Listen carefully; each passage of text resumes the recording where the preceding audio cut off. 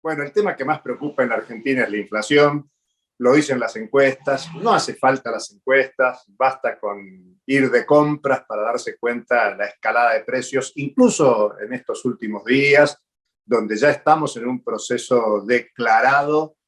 de guerra a la inflación, donde hay reuniones entre el gobierno, dirigentes sindicales principalmente de la CGT,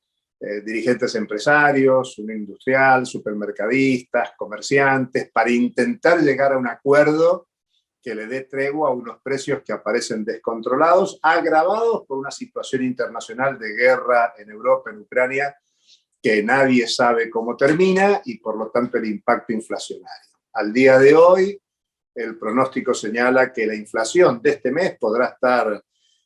cerca del 6%, proyectando una inflación en torno del 60%, quizás más, de un tema que empieza a descontrolarse y que aparece como el problema número uno.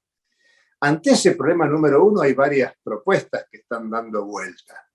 Y entre las más novedosas aparece, por un lado, una propuesta de dolarización, planteada por el espectro, podríamos decir, a la derecha del gobierno. Solo baste decir que lo más cercano a la dolarización que hemos vivido los argentinos fue el periodo de convertibilidad del 91 al 2001, y ya sabemos cómo terminó, no solo en términos económicos sociales, sino en destrucción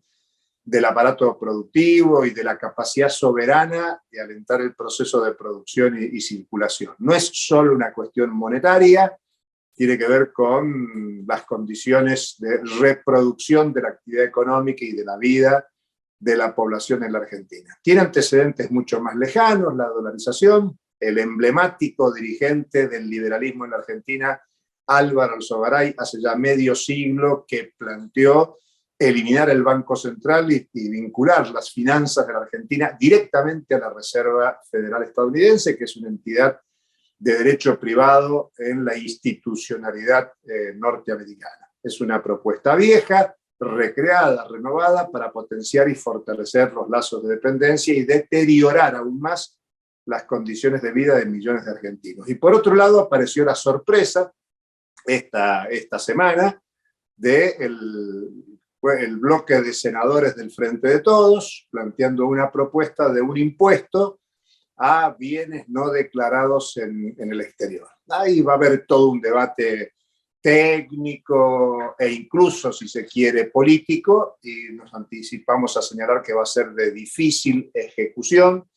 no solo por razones jurídicas, legales, sino porque hace falta fuerza política para llevar adelante un proyecto que ya lo vimos en el tema de Vicentín. Yo me animaría a decir que era más sencillo expropiar Vicentín por el fraude explícito que eso representaba para el fisco, para un conjunto de acreedores de la propia empresa Vicentín, y era marcar un camino de reestructuración del modelo productivo, sobre todo del modelo agrario, y esto no se llevó a cabo, y la excusa tuvo que ver con la no construcción de fuerza política suficiente para confrontar. En este caso, se habla de la fuga de capitales. La fuga de capitales, formalmente, según informa el Banco Central, supera los 400.000 millones de dólares. Eso, al ser fuga, tiene que ver con temas no declarados, y por eso es que hace falta investigar esta cuestión, reconocer quiénes están atrás de estos recursos. La vicepresidenta informó del tema con el embajador de Estados Unidos en la Argentina, pidiéndole colaboración de Estados Unidos para buscar dónde están estos capitales, apropiarlos y en ese sentido poder cancelar con el Fondo Monetario Internacional. La primera pregunta sería: ¿por qué Estados Unidos va a ayudar cuando Estados Unidos es el principal interesado en que el mundo invierta en sus propios activos, especialmente su moneda? Tengamos en cuenta que la mayoría de los activos externos son moneda contante y sonante, dólares en principio, que están en cajas de seguridad, en los colchones, como se dice habitualmente, y por lo tanto es difícil entender que Estados Unidos pueda ayudar en este sentido a la Argentina. En rigor, lo que se está planteando es un discurso alternativo a lo que se resolvió en el Congreso, que es el acuerdo con el fondo, y de hecho el fondo ya acordó, desembolsó 9.700 millones de dólares que van a mejorar la contabilidad de las reservas internacionales, pero no va a alcanzar